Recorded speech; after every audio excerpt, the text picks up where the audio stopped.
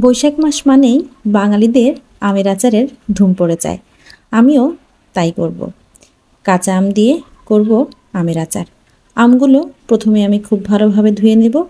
আর এই আমগুলো কিন্তু আমাদের গাছের আম। খুব ভালোভাবে ধুয়ে এই কারণেই নিচ্ছি, কারণ আমি ধোয়ার পর আমি আর পানি লাগাবো না। এবার আমি আমগুলো কুটে রেখেছি।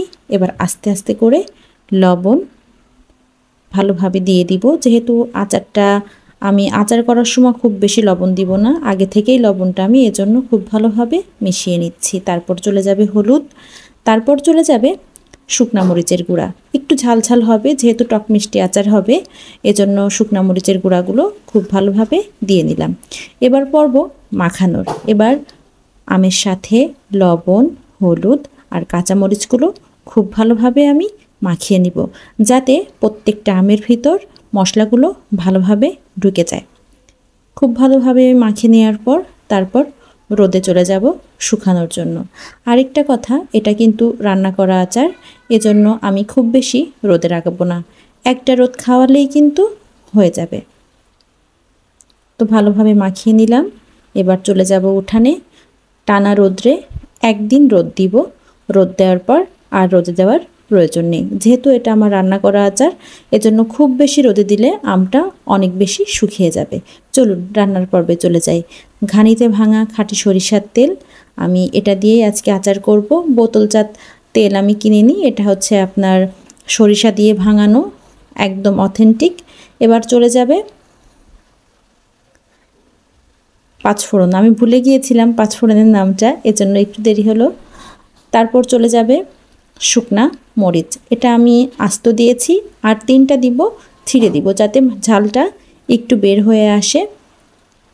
ছিঁড়ে দেওয়ার পর তারপর আস্তে আস্তে করে সরিষার তেল জাল দিব।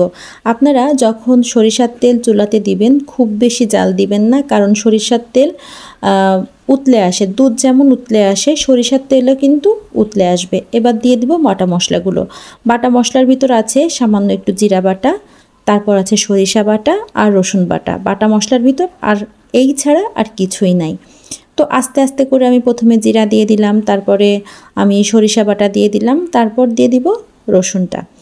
আর টকে সামান্য একটু রসুন হলে ভালো লাগে, খারাপ লাগে না। তো ভালোভাবে একটু ভুনে নিলাম। এবার সামান্য পরিমাণে একটু লবণ দিয়ে দিলাম। যেহেতু আচারে আমি আগে থেকেই লবণ মাখিয়ে রেখেছিলাম, এজন্য খুব বেশি লবণ দেওয়ার প্রয়োজন নেই। এবার শুকিয়ে রাখা আমগুলো আমি দিয়ে দিব। দিয়ে খুব বেশিক্ষণ নাড়াচাড়া করার প্রয়োজন নেই। বেশি যদি নাড়াচাড়া করেন তাহলে হবে কি, আমটা কিন্তু একদমই গলে যাবে। তো একটু নাড়াচাড়া করার পর আপনি বুঝতেই পারবেন, যখন হালকা একটু নরম হয়ে আসবে তখন নামিয়ে নেবেন। আর এই পর্যায়ে আমি ভিনেগার অ্যাড করব। ভিনেগার হচ্ছে প্রতি কেজিতে 1 কাপ। যেহেতু আমি 2 কেজি আমের আচার করছি, এজন্য বড় দেখে আমি 1 কাপ দিয়ে দিলাম, ছোট কাপের 2 কাপের সমপরিমাণ। আর সিরকা বা ভিনেগার দেওয়ার পর খুব বেশি নাড়াচাড়া করার প্রয়োজন নেই। 3 থেকে 4 মিনিট পর আপনারা নামিয়ে নেবেন। আর সামান্য একটু চিনিও অ্যাড করে দিবেন, যেহেতু টক মিষ্টি ঝাল আচার, একটু চিনি অ্যাড করে দিবেন।